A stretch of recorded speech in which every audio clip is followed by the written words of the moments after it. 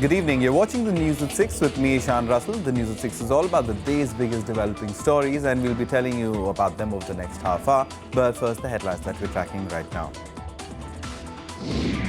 Heavyweight campaign trail continues in Bihar. Sonia Gandhi slams the Prime Minister's promises of development, while BJP chief Amit Shah takes on the Grand Alliance in their respective rallies. Violence mars Bengal civic polls. Left parties accuse Trinamool Congress of rigging in clashes. Only 40% turnout recorded.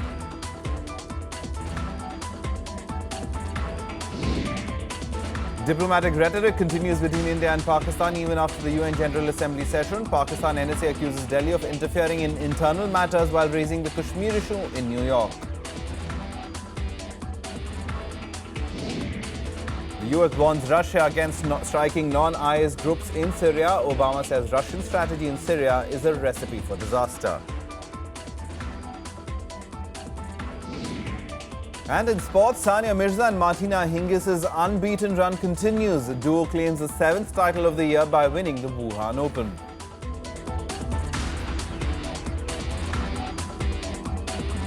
A top story this evening, Congress President Sonia Gandhi resumed her campaign trail in Bihar today. In 2 rallies at Bhagalpur and Gaya, she took on Prime Minister Narendra Modi over his promises of development for the state.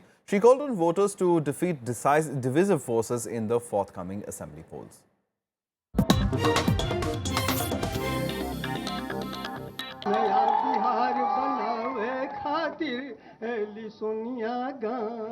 This was the first time since the elections were announced, Congress President launched her campaign trail in Bihar. It comes a day after Prime Minister Narendra Modi's rally in Banka, where he assured the state of development if elected to power.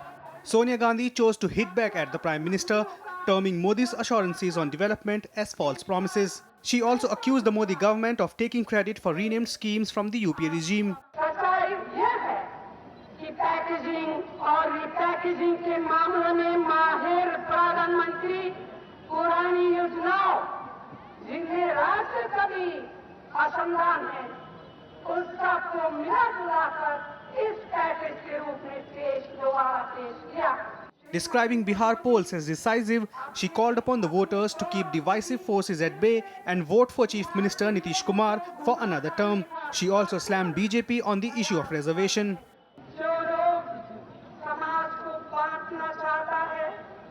आपसे झूठेबाजी करते हैं, बिहार की गरिमा को ठेस पहुंचाते हैं, package के नाम पर भी बिहारवासियों को धोखा देना चाहते हैं. ऐसी पार्टी और उनके गठबंधन को हराने के लिए आप अपनी पूरी ताकत से हमारे गठबंधन के सभी उम्मीदवारों को भारी मतों से जिताएं. This was Congress President's second visit to Bihar to campaign for the Grand Alliance after the 30th August mega rally in Patna. She will address 3 more rallies on 17th of October. Congress has planned 20 rallies by Sonia Gandhi and Vice President Rahul Gandhi. Bureau Report, Rajya Sabha TV. And the correspondent Kriti Mishra covered that rally, and she joins us on the phone line live from Bihar. Kriti, as far as the Congress president is concerned, her first major rally since the poll dates have been announced, and the Grand Alliance looking like a united front now finally. Right, so kick-starting her party's poll campaign, Congress President Sonia Gandhi attacked Prime Minister Narendra Modi and asked people to reject those who divide society and make false promises. So addressing her main rally in Kelgaon near Bhagalpur and also Wazirganj in Gaya for the upcoming assembly polls, she attacked the BJP on the issue of reservation and also said her party is committed to the constitutional policy of quota, and also seeking votes in the name of Chief Minister Nitish Kumar. All right, seeking votes in the name of... Whom she described as an able CM with a clean image, Sonia alleged that the Prime Minister is an expert in packaging and repackaging.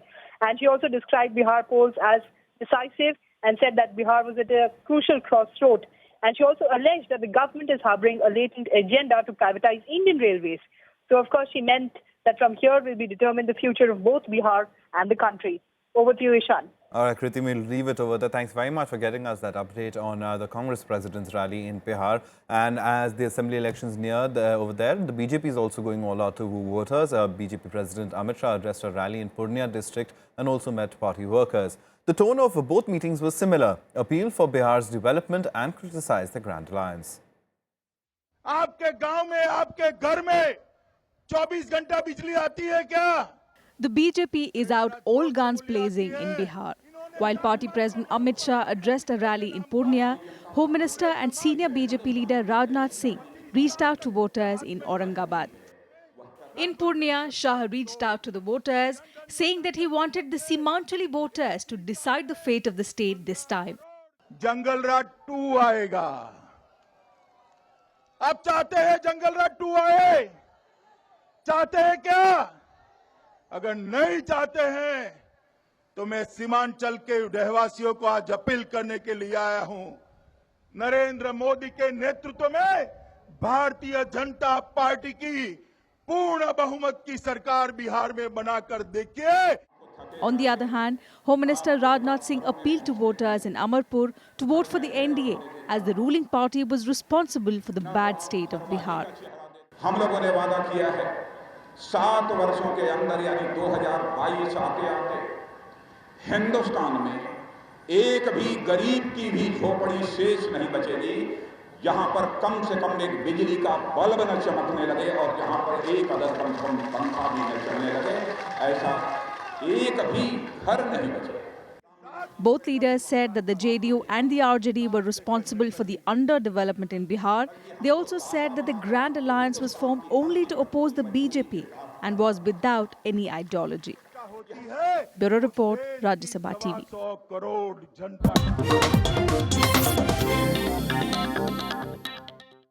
Meanwhile, civic polls in West Bengal were marred with violence. That has reportedly left 7 injured today. Over 40% turnout was recorded in the polls for civic bodies in Bidhan Nagar, Asansol and Hara.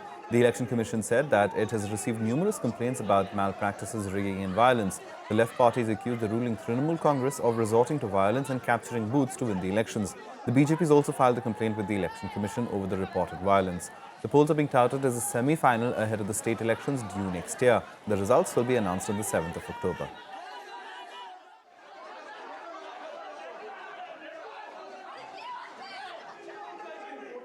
The law and order situation is completely under control. Our PROs, who are the BDOs of different blocks, are working round the clock. Control rooms are active. In my office also, control room is active and things are going very smoothly. Let's now get you some more national news and updates nationwide. 6 Kannada writers have returned their awards to the State Sahitya Parishad, protesting the delay in the arrest of M.M. Kalburgi's killers. The noted rationalist was gunned down over a month ago. His murder had raised a storm over the threat to free speech.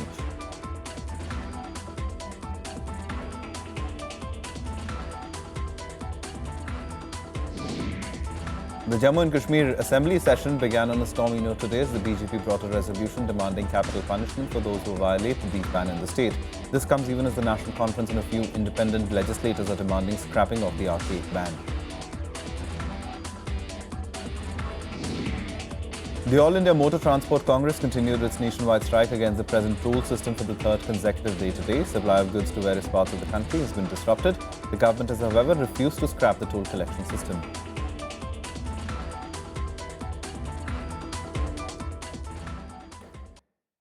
Time for us to take a very quick break. Coming up on the other side, amid warnings to Russia over Syria airstrikes, the US jets bomb a hospital in Afghanistan, meanwhile killing at least 9 people.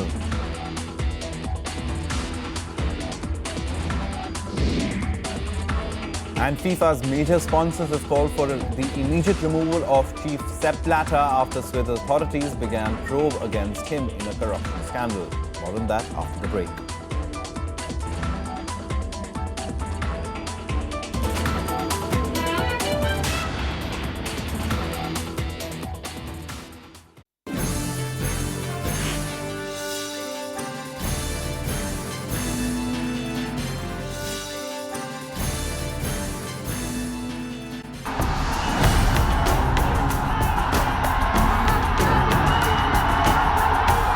Political slugfest intensifies in Bihar.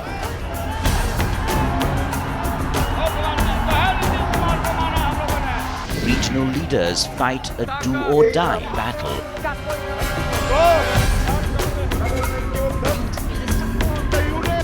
Who wins Bihar and who loses relevance?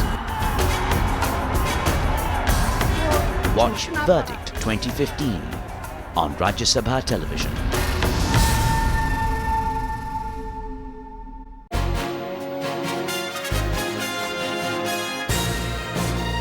Hello and a very warm welcome to a brand new edition of World Panorama with me, Frank Pereira.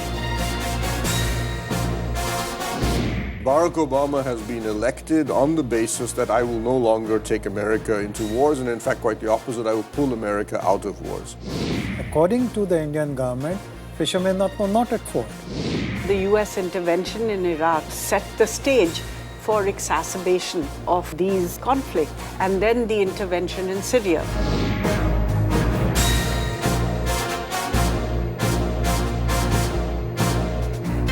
Watch World Panorama at these times on Rajya Sabha television. India's star shining in global affairs. The professional army of any country does not have faith, piety and jihad in the name of God.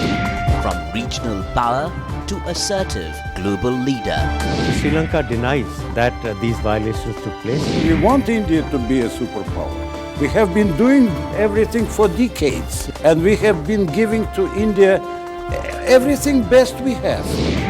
Experts debate the nation's foreign policy. We should not have any political preference of ours so far as Nepal is concerned. Taliban were the creatures of Pakistan. Whatever people may say, they were created by Pakistan. India's World with Bharat Bhushan on Rajya Sabha television.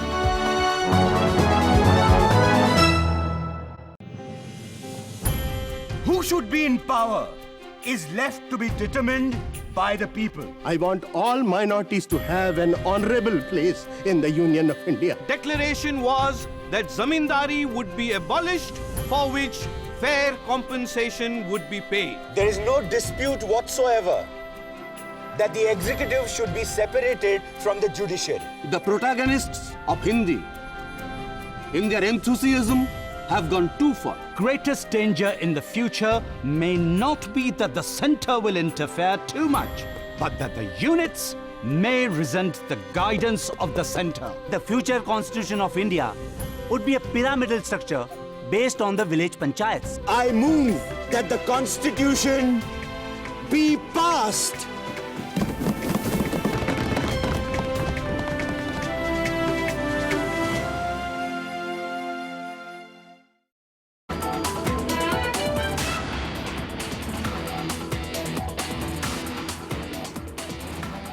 Welcome back. You're watching the news at 6. Now, leaders of the Gujarat Congress urged President Pranab Mukherjee not to clear Gujarat's anti-terror bill and a bill on agricultural land ceiling. A delegation led by the state's party president and Gujarat's leader of opposition met the president today. They alleged that both the bills are against the democratic rights of the people of Gujarat. The dispute between the BJP and the Congress in Gujarat over the controversial anti-terror law reached the president's door on Saturday. A delegation of Gujarat Congress leaders, led by Sonia Gandhi's political secretary Ahmed Patel, met President Pranab Mukherjee, urging him not to give assent to the Gujarat Control of Terrorism and Organised Crime Bill. हमारा जो crime control act भी था 3-4 बार यहाँ से वापस राज्य सरकार को भेजने के बावजूद भी एक ईगो इश्यू बनाया है बीजेपी की गवर्नमेंट ने, फिर से इन्होंने यहाँ भेजा, फिर से शायद होम मिनिस्ट्री ने महामहिम राष्ट्रपति को भेजा है। तो हम प्रार्थना करते हैं मेहरबानी करके एंटी ह्यूमन जो गवर्नमेंट है, कॉमन मैन का राइट छीनने वाली जो गवर्नमेंट है, एंटी फार्मर जो है गवर्नमेंट है, एंटी ट्राइबल, एंटी एसटी जो भी हम कहें, इस सरकार का ये बिल एक्ट न बने, इस हिसाब से आप उसको रोक रखें आपके पास, कृपया इसको एक्ट न बनाए, ये प्रार्थना करने हम आए थे। महामहिम जी ने बताया कि मैं I look into the matter. Requests were also made to the president to block the Gujarat Agricultural Land Ceiling Amendment Bill of 2015. Leaders allege it's a pro-industries bill that will deprive the poor farmers of their land. महामहिम राष्ट्रपति जी को हमने ये प्रार्थना की है कि agricultural land ceiling act से जो सरप्लस लैंड गरीब जनता को SC, ST, OBC, मालदारी, लैंडलेस लेबरर, मार्जिनल फार्मर्स उसको मिलने वाली थी, उसके बजाय वो जमीन को मूढ़ीपतियों, उद्योगपतियों को देने का प्रावधान उस बिल में किया गया है। हमने ये प्रार्थना राष्ट्रपति जी को की है, ये बिल को भी वो एसेंट न दे। The 35-member delegation also submitted a memorandum to the president stating that the rejection to the bills would go a long way in upholding the spirit of federalism. Both the bills were passed by the Gujarat Assembly early this year. Bureau Report, Rajya Sabha TV. And just days after India gave a stern reply to Pakistan for raising the Kashmir issue at the UN, the latter is at it again. This time, Pakistan Army Chief General Raheel Sharif has reiterated that there would be no peace in Kashmir unless the long-standing issues were resolved. He said this in his address to the Royal United Services Institute in London. Pakistan Army Chief General Raheel Sharif has once again touched on a raw nerve by reiterating that Kashmir was part of an unfinished agenda of partition. He also called on the world community to help resolve the long-standing issue if there was to be hope of genuine peace in the region. The Pak Army Chief went on to say that the dispute between the two countries resides in the Kashmir issue. The remark comes just days after Pak PM Nawaz Sharif raised the Kashmir issue at the UN. Despite India having given a stern reply to that, Pakistani leaders continue the rhetoric. The remarks have, however, been panned by Indian leaders across the political spectrum. As the government of India has time and again maintained that the unfinished agenda in Pakistan is the POK, which is part of us, and it should be returned back to us. Pakistani Army Chief is absolutely correct. The only unfinished business of partition is the reclaim of all that territory which is illegally occupied by Pakistan. Kashmir is an integral part of India. We have been stating this.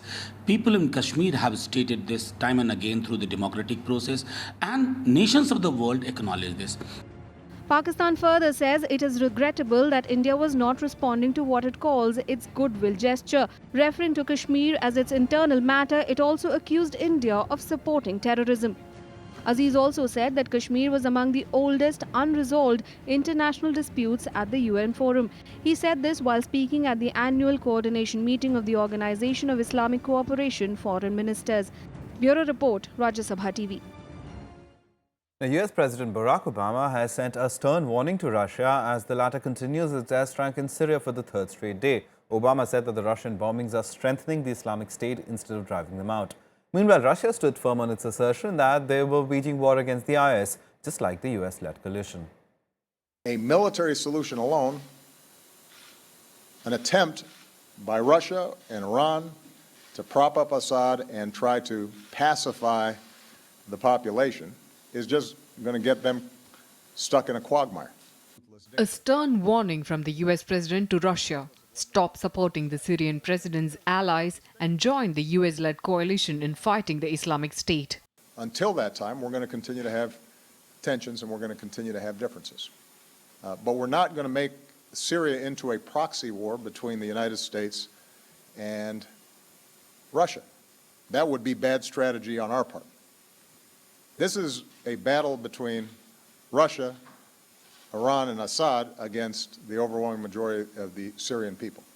But Russia continues to stick to its stand that their airstrikes are only aimed at IS targets and other terror groups. Russian Defense Ministry dismissed international media reports about them as nonsense. They also said that its Air Force made over 20 flights in Russia in the past 24 hours and targeted 9 IS positions. Meanwhile, the Syrian foreign minister echoed Putin's point of view at the United Nations as he questioned the value of political negotiations. He said that airstrikes against militants in his country are useless if they are not coordinated with Assad's government. Эти псевдосенсации – полная чушь, не имеющая никакой фактической основы для того, чтобы назвать, а тем более обсуждать их детали. فالإرهاب لا يحارب من الجو فقط. وكل ما سبق من عمليات لمكافحته لم تؤدي إلا إلى انتشاره وتفشيه فالضربات الجوية غير مجدية ما لم يتم التعاون مع الجيش العربي السوري. A day after Iraqi Prime Minister Haider al-Abadi welcomed Russian airstrikes in Syria, the country's most powerful Shiite cleric also called for a global war against IS. In Syria, IS is one of the many groups fighting Assad and his troops. Washington and its Western and regional allies allege that Russia is using this as a pretext to bomb other groups that oppose Assad. Bureau Report, Rajya Sabha TV. Airstrikes by the US military hit a hospital in Afghanistan's Kunduz city, killing at least 9 and injuring over 30 people. Almost 200 patients and employees were in the hospital when the attack took place. The US military acknowledged that it could have been responsible for the strike and the bombing is under investigation. The medical charity MSF has condemned the attack. It said strikes continued for more than 30 minutes after US and Afghan authorities were told of its location. The hospital was on the front line of a major battle in Kunduz. Afghan forces backed by US military recently regained control of the city after the Taliban militants had captured it earlier this week. But sporadic clashes still continue between the two sides.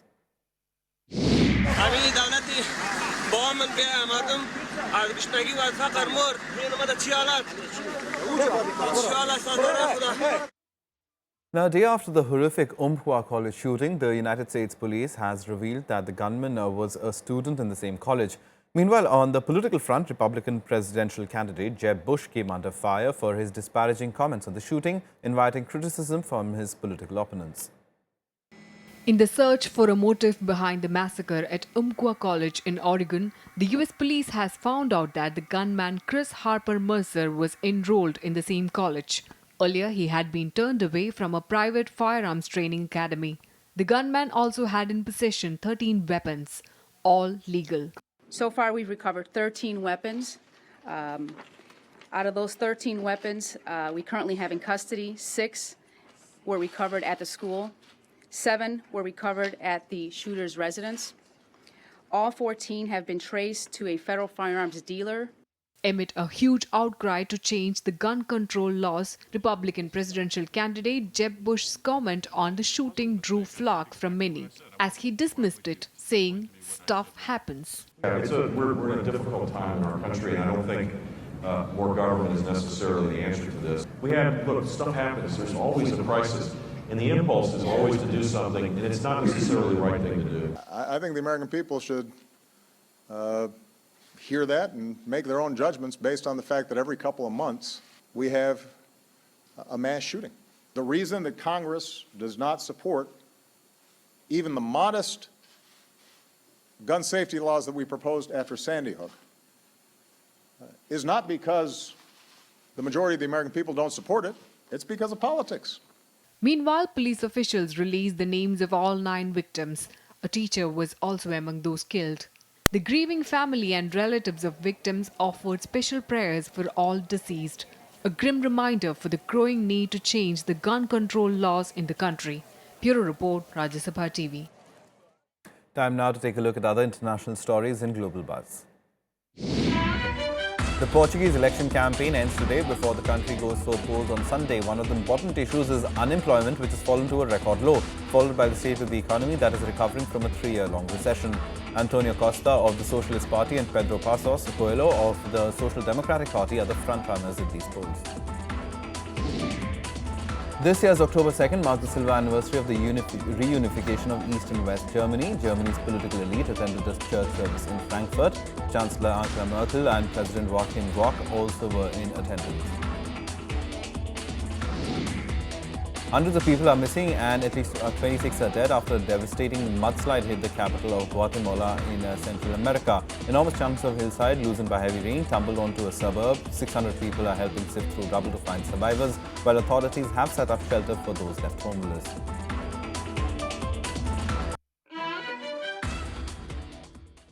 Time now for all the sports and Sports Beat. Women's doubles top seeds Sania Mirza and Martina Hingis continue the unbeaten run by winning the Wuhan Open title. The world #1 pair eased past the Romanian duo of Irina Camelia Begu and Monica Niculescu 6-2, 6-3 for the 7th title this year. In the last 13 matches, the top-seeded pair has not dropped a single set.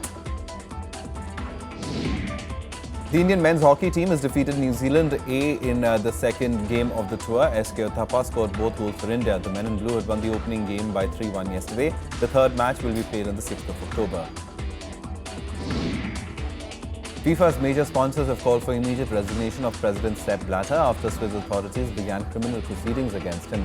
Sponsors Coca-Cola, McDonald's, Budweiser and Visa demanded Blatter to step down in a strong push for change in world football. Blatter was re-elected for a fifth term as president of World Football's governing body in May, but the election was overshadowed with 7 FIFA officials being arrested in corruption charges. World number 1 Novak Djokovic defeated Rafael Nadal 6-4, 6-1 in an exhibition match in Bangkok. Out of form, Nadal could hardly pose any challenge to the US Open winner. The match played in Bangkok was aimed to boost tourism after the bomb attack in August that left 20 people dead. Well, that's all from us. Goodbye.